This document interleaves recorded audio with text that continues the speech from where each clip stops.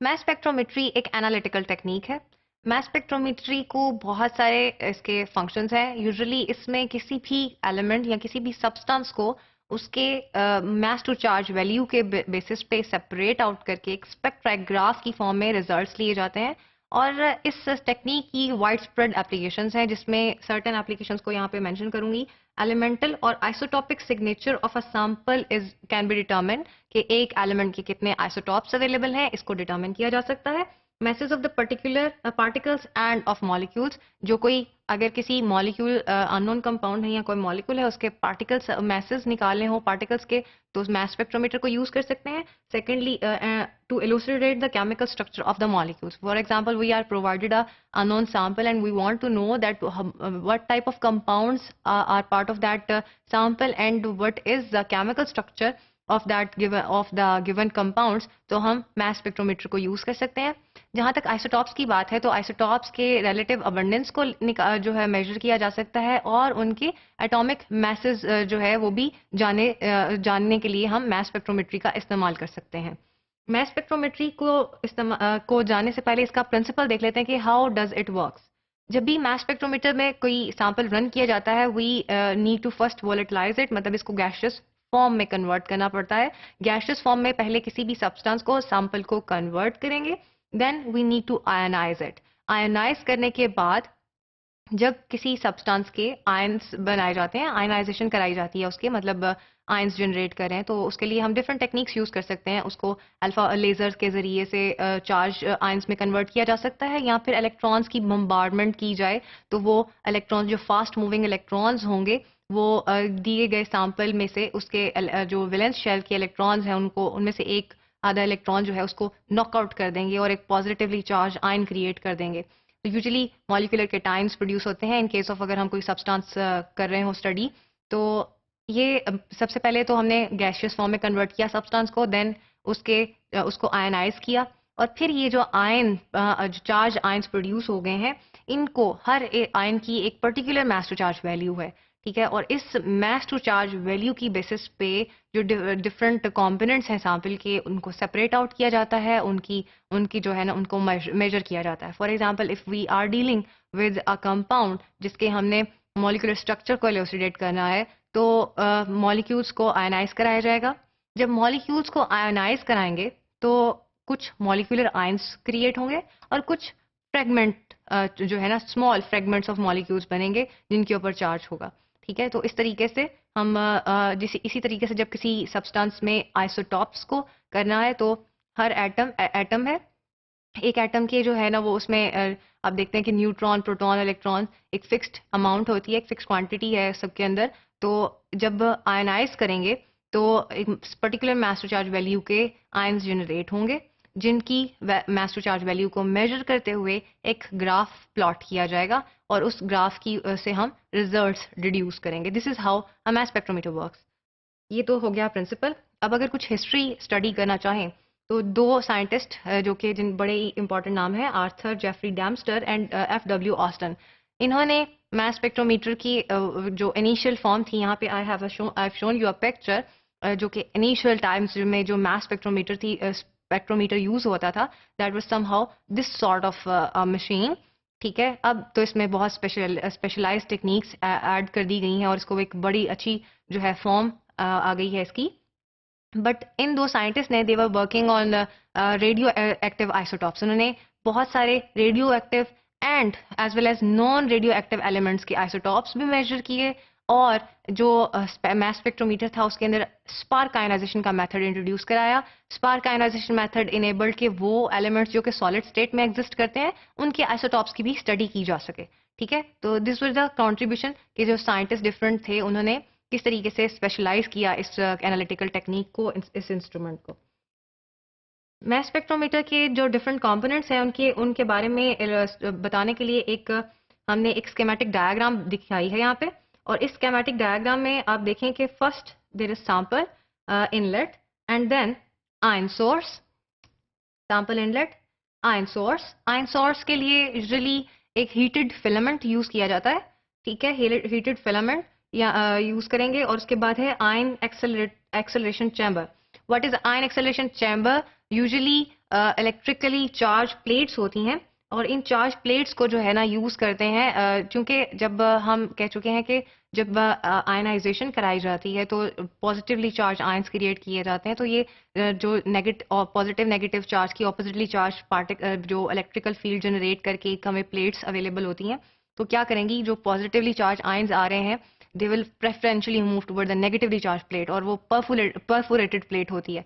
परफोरेशंस की वजह से ये जो स्पीडिंगली ये जो पार्टिकल्स आ रहे थे they will pass through this perforation और असेंबली में आगे ट्रेवर्स कर जाएंगे। ठीक है, तो इन्होंने ये जो नेगेटिवली और पॉजिटिवली चार्ज प्लेट्स हैं they provide acceleration toward the ionised particles.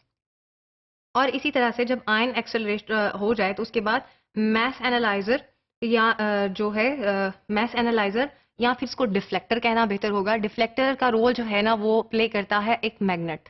Magnet जो है उसकी एक पर्टिकुलर एक पावर है, और उस पावर को देखें कि जो चार्ज पार्टिकल्स हैं they are being affected by the magnetic strength, जो कि जब मैग्नेट के डिफरेंट पोल्स के दरमियान से चार्ज एक्सेलरेटेड पार्टिकल्स मूव करके गुजरते हैं तो ये अफेक्ट होते हैं मैग्नेटिक फील्ड से।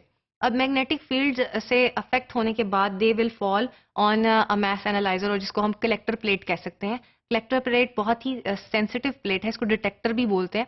ठीक है, जब एक particular mass to charge strength का कोई पार्टिकल फॉल करेगा कलेक्टर प्लेट के ऊपर तो उसकी करंट डेंसिटी मेजर करके हम एक ग्राफ ड्रॉ करेंगे।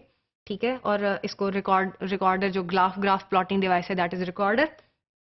और आप देखें कि इस सारी स्केमेटिक असेंबली में we have a vacuum pump है। Why we need to create low, देखें जब भी कोई एक्सपेरिमेंट परफॉर्म किया जाता है तो उसमें एक स्पेसिफिक कुछ कंडीशंस रखी जाती हैं, एक्सपेरिमेंटल कंडीशंस, और for performing mass spectrometry we need to have very low pressure inside the assembly. So why this low pressure is required? I want to know why. So three of the maximum possibilities are here. Ionization source, जो हमारा एक heated filament मौजूद है, they might अगर increased pressure होगा अंदर तो chances हैं कि वो oxidize हो जाए। ठीक है, और secondly जो लो प्रेशर है वो लो वॉलेटिलिटी के सब्सटेंसेस जो कि वेपराइज नहीं होते इजीली, ऐसे सब्सटेंसेस उनको भी गैसियस फॉर्म में कन्वर्ट करने के लिए बहुत हेल्पफुल होता है। और इसी तरह से लो प्रेशर एरिया पे जो आइसोटॉपिक आयंस क्रिएट हुए हैं वो देखें, आइसोटॉपिक आयंस क्रिएट हुए, they are moving about in the assembly. तो जब आइसोटॉपिक आयंस क्रिएट होकर मूव कर रहे हैं, लो प्रेशर जो है उनके कोलिजन को इनहिबिट करता है। इट इम्पीड्स के ज्यादा जो आयंस हमने क्रिएट करवाए हैं वो एक दूसरे से जो कोलाइड ना करें, उनकी जो एक पर्टिकुलर ट्रेजेक्ट्री बनती है मोशन की वो डिस्टर्ब नहीं हो। ठीक है, एक और यहाँ पे एक और डायग्राम, सिंपली पार्ट्स वही हैं। सिंपली आपको इसमें जो the major thing to look at, यहाँ पे आपको जो चार्ज आयंस बने हैं उनकी ट्रेजेक्ट्री, उनका मोशन, उनका जो है ना वो एक वे दिखाया गया कि किस तरह से वो मूव करके एम्पलीफायर या चार्ज रिकॉर्डर की तरफ जा रहे हैं। अब डिफरेंट जब मास्टर चार्ज वैल्यू के जो पार्टिकल्स हैं वो डिफरेंट जो है कर्वेचर में डिफरेंट वेज इख्तियार करते हैं और फॉल करते हैं एम्पलीफायर पे। This is a sort of animation कि अगर सैंपल साइज इंट्रोड्यूस कराया गया, लो प्रेशर एरिया है, और याद रखिएगा कि असेंबली के अंदर जो प्रेशर है उसकी कंडीशन 10⁻⁻6 टू 10⁻⁷ टॉर होती हैं। ठीक, और दोबारा से देखिएगा, मैं इसमें जो एक फिलामेंट का एरिया दिखाया गया जो कि चार्ज कर रहा है, जो सैंपल आया, ठीक है, उस पर बम्बारमेंट की जाती है इलेक्ट्रॉन्स की। ये देखिए जो इलेक्ट्रॉन्स है, आप यहाँ देखिए कि राइट साइड से जो पार्टिकल्स आ रहे हैं, जो मॉलिक्यूल्स आ रहे हैं, वो आफ्टर बम्बारमेंट मॉलिक्यूलर आयंस में बन रहे हैं, पॉजिटिवली चार्ज मॉलिक्यूलर आयंस बन गए हैं ये लोग, और पॉजिटिवली चार्ज मॉलिक्यूलर आयंस जो है ना वो फर्दर असेंबली में मूव करेंगे। After passing through these are the plates which are positively and negatively charge, जो प्रोवाइड करी हैं एक्सेलरेशन। ठीक है, और एक्सेलरेशन प्रोवाइड करने के बाद ये जो है ये मूव कर जाएंगे particles in line next part में। और ये जो ग्रीन एरिया है that shows the magnetic field. Magnetic field की पावर है 500 to 8000 गॉस। तो मैग्नेटिक फील्ड जो है is a sort of deflector. मैंने आपको पहले भी बताया कि it's sort of a deflector.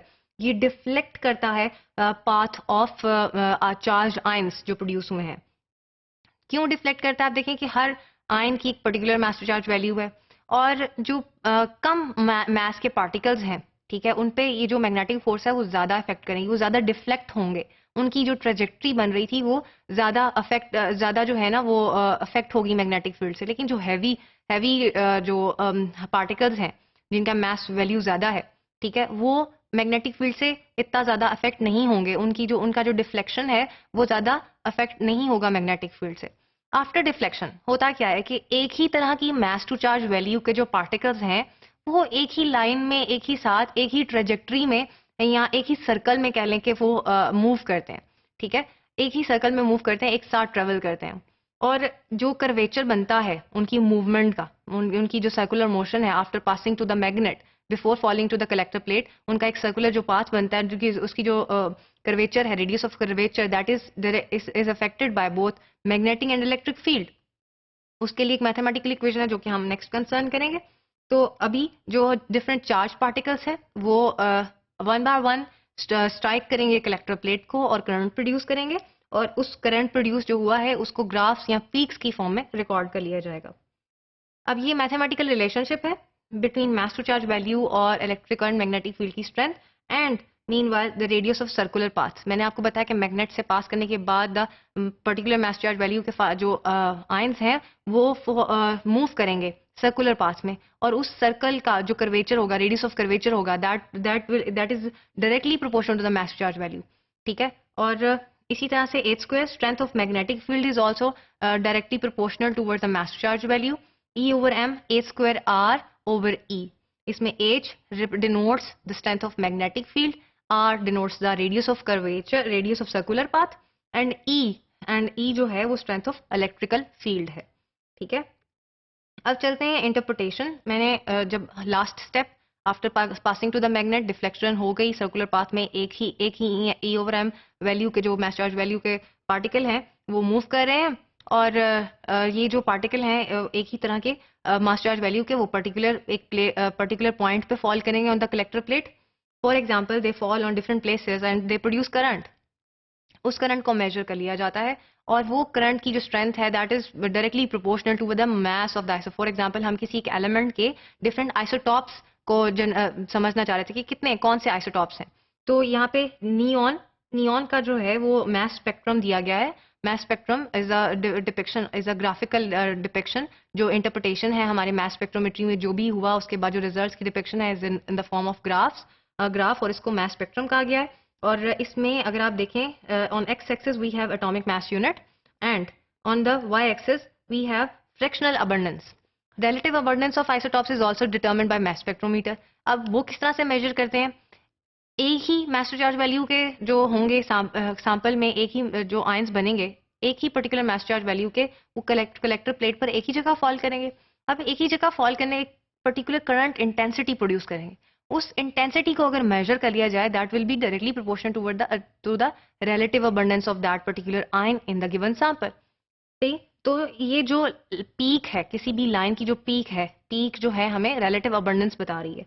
But this graph suggest कि नियॉन के नेचुरली अकरिंग जो आइसोटॉप्स हैं वो 3 हैं, 20, 21 एंड 22। 3 पीक्स हैं, ठीक है। 22 की थोड़ी डिस्टिंक्ट है, 21 इज अ वेरी बहुत ही जो है वो इनसिग्निफिकेंट सी, बहुत ही छोटी सी एक पीक है हमारे पास 21 पे, 22 पे है, और एक बड़ी पीक जो है वो 20 पे, 20 मास पे, 20 AMU पे ऑब्टेन होती है।